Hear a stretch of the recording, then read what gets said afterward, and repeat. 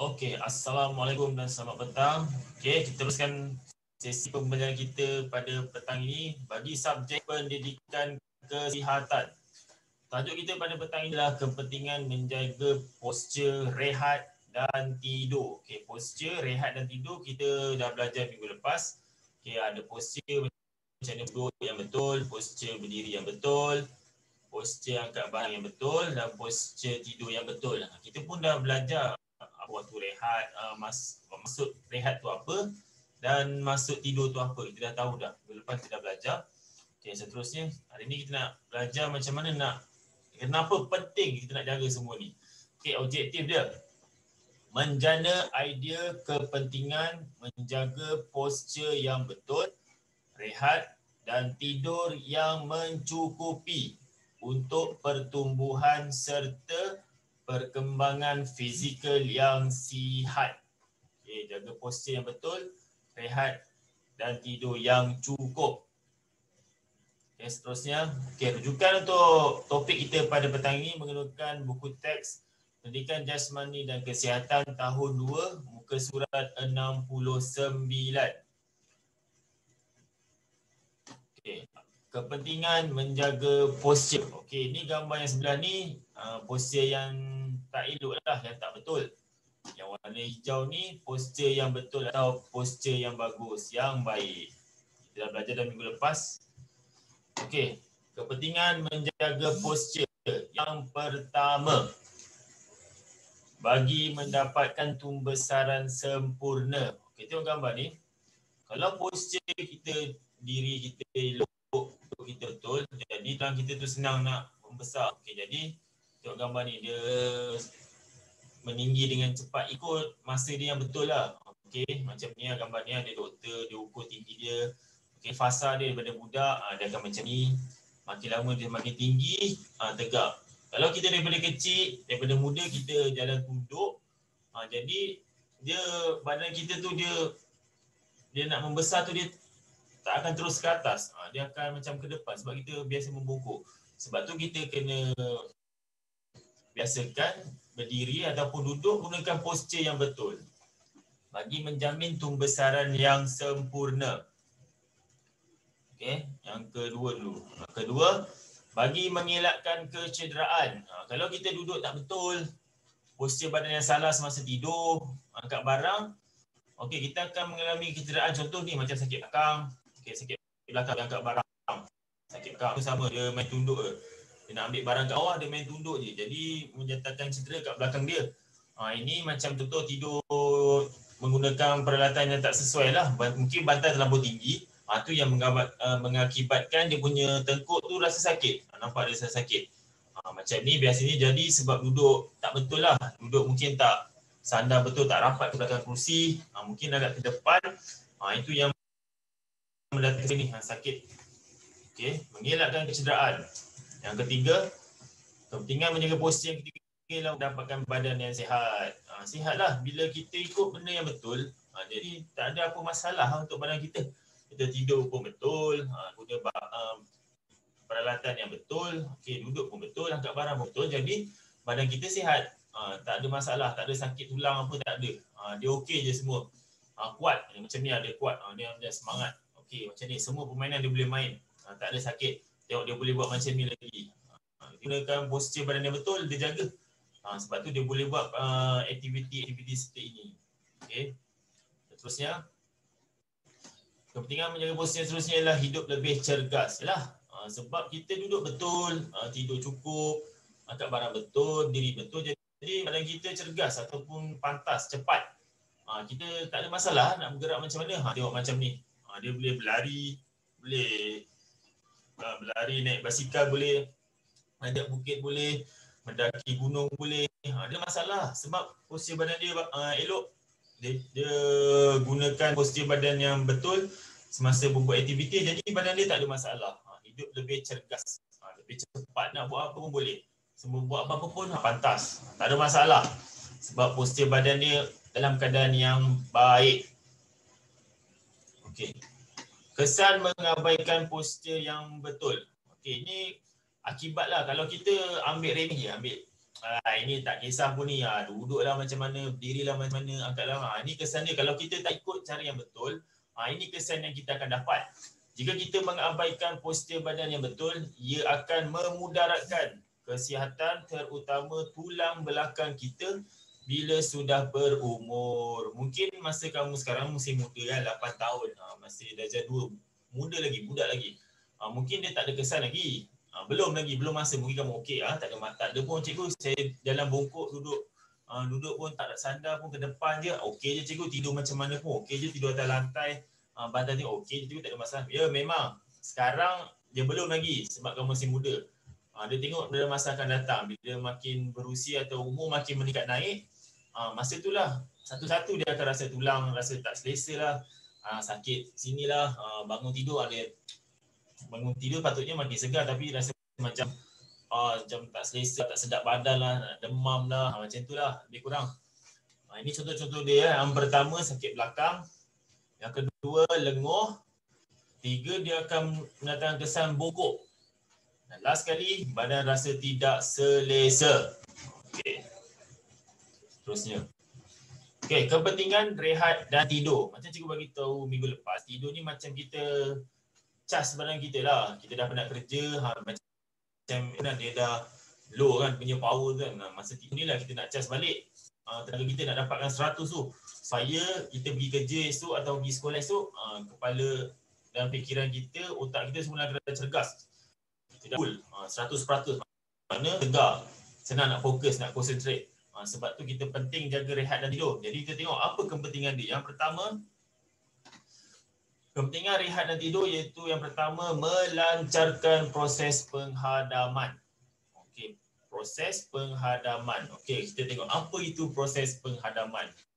Okey, penghadaman ialah satu proses penghancuran atau pengisaran makanan secara fizikal, kemudian diikuti dengan beberapa proses kimia bagi memecahkan molekul makanan. Bahan yang dikisar dan bermanfaat akan diserap ke dalam badan. Badan yang tidak dapat dimanfaatkan atau dipecahkan akan menerusi proses seterusnya dikenali sebagai proses penyingkiran. Bahan yang tidak dapat dimanfaatkan. Okey, semua ni masuk dikisar, dihancur ni bukanlah kita ambil makanan kan, kamu ambil apa nasi kamu masuk dalam blender, kamu blend dan kisar. Bukan.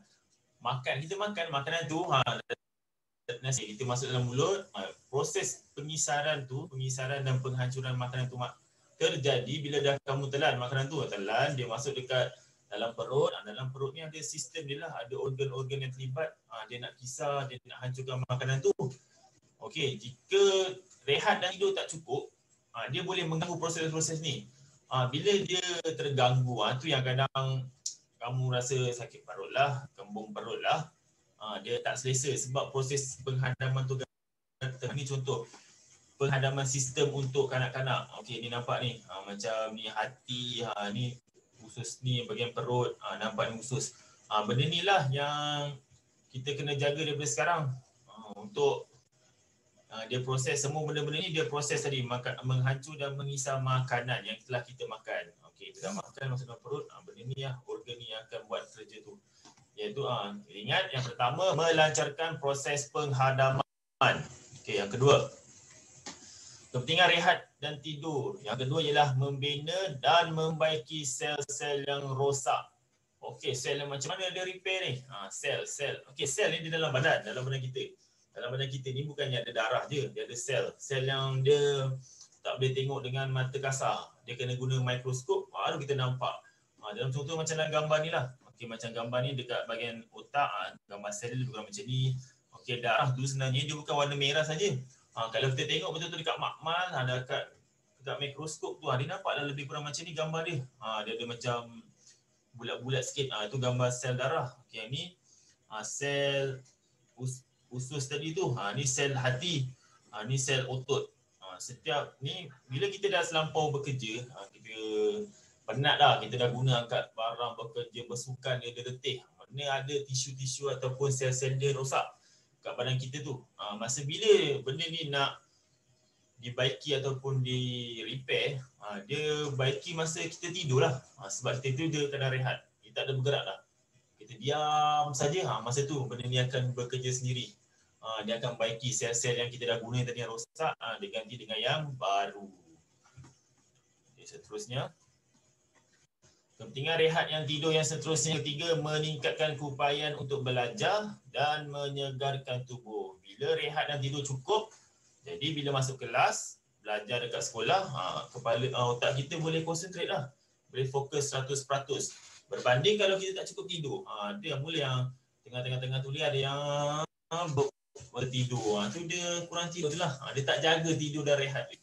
Bila tidur cukup, jadi bila kita tengok depan cikgu mengajar, kita pun semangat. Boleh cepat kita buat kerja, salin pun cepat, laju. Kalau cikgu tanya terus cepat jawab. Sebab ni lah satu faktor dia.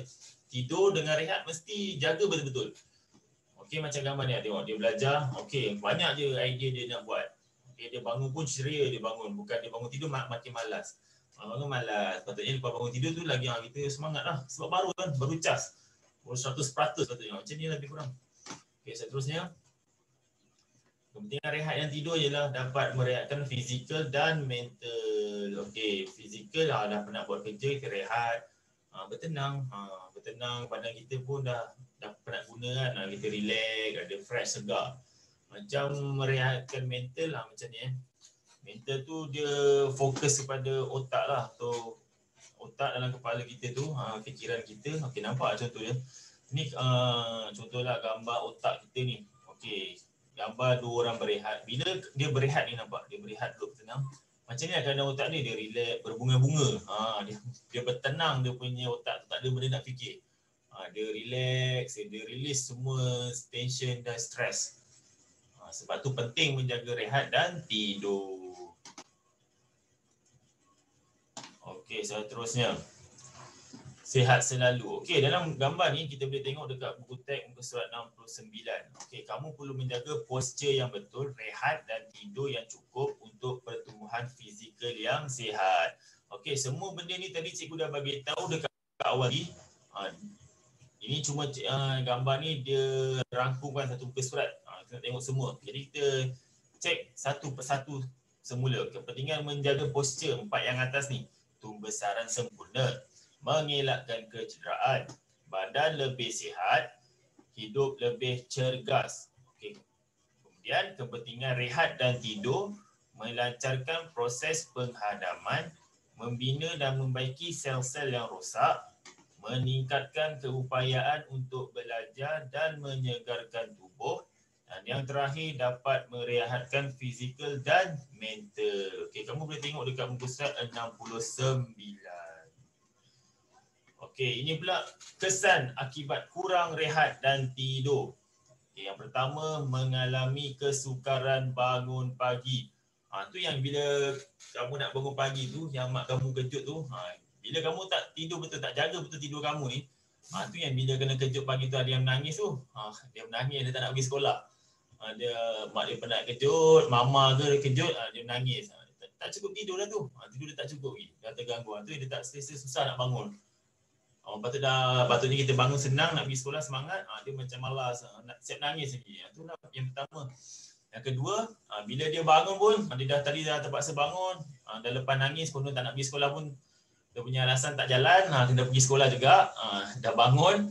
Dan tadi dia akan merasa mengantuk sepanjang hari. Yalah, pergi sekolah pun mengantuk je, duduk tengok macam tu, duduk tertidur. Kadang tertidur tu yang kalau cikgu tengok tu kadang tertidur, keluar air basi tu dekat meja kan penuh dia tertidur.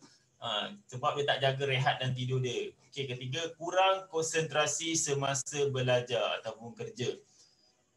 Sebab tidur tak cukup. Kalau ikutkan macam kita punya power tu belum cas 100%. Tu yang daya tumpuan kita agak kurang. Yang terakhir, boleh menjejaskan kesihatan. Okey.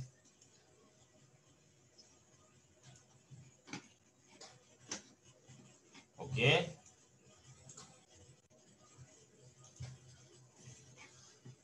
Okey, ini ada satu yang cikgu nak share dengan semua. Okey, berapa lama anak anda ataupun kamulah yang yang masih kanak-kanakan, boleh kata kanak-kanak lah, masih budak lagi, perlu tidur. Okey, kita tengok jawab cikgu. Okay, berapa masa kita nak tengok? Dia setiap peringkat tu berbeza. Bayi lain, baby lain, kanak-kanak macam kamu lain, remaja lain, orang dewasa macam cikgu lain, orang yang lebih berusia lain masa dia. Sekarang kita tengok untuk kanak-kanak saja. Okey. 12 hingga 16 jam bagi bayi yang berusia 4 bulan hingga 12 bulan. Okey, 11 hingga 14 jam bagi kanak-kanak berumur 1 hingga 2 tahun. 10 hingga 13 jam bagi kanak-kanak 3 hingga 5 tahun. Okey. 9 hingga 12 jam bagi kanak-kanak berumur 6 hingga 12 tahun. Maksudnya di sini macam kamulah, kamu umur berapa? 8 tahun. Jadi waktu yang diperuntukkan untuk kamu tidur dia sekitar 9 hingga 12 jam. Ataupun ada setengah-setengah tempat ataupun setengah kalau kamu rajin Google, tengok di internet, dia akan tulis sekurang-kurangnya 8 jam bagi kanak-kanak yang berumur 6 hingga 12 tahun. Tidur yang cukup memperbaiki kadar konsentrasi, tingkah laku dan kesihatan mental serta fizikal. Kurang tidur boleh meningkatkan kadar obesiti, iaitu kegemukan, kencing manis dan kemalangan. Okey, kalau kamu nak tahu maklumat lebih lanjut, kamu boleh tengok, kamu klik dekat laman web sini. Dia ada tulis lagi apa yang berkaitan pasal info-info kesihatan. Okey. Kita tengok. Okey, setakat ini itu saja. Kita ulang kaji sikit apa yang kita telah pelajari hari ini. Yang pertama, kita belajar tentang kepentingan menjaga postur, pembesaran yang sempurna, mengelakkan kecederaan, badan lebih sihat dan hidup lebih cergas. Kemudian kita belajar juga kepentingan rehat dan tidur. Yang pertama, melancarkan proses penghadaman. Yang kedua, membina dan membaiki sel-sel yang rosak. Yang ketiga, meningkatkan keupayaan untuk belajar dan menyegarkan tubuh. Dan yang terakhir, dapat merehatkan fizikal dan mental. Okey, itu saja untuk pelajaran kita hari ini. Kamu boleh tengok berulang kali video ni. Nota ni cikgu akan sertakan sekali. Kamu boleh buat ulang kaji sendiri sampai kamu faham. Okey, itu saja daripada cikgu untuk hari ini. Sekian, terima kasih.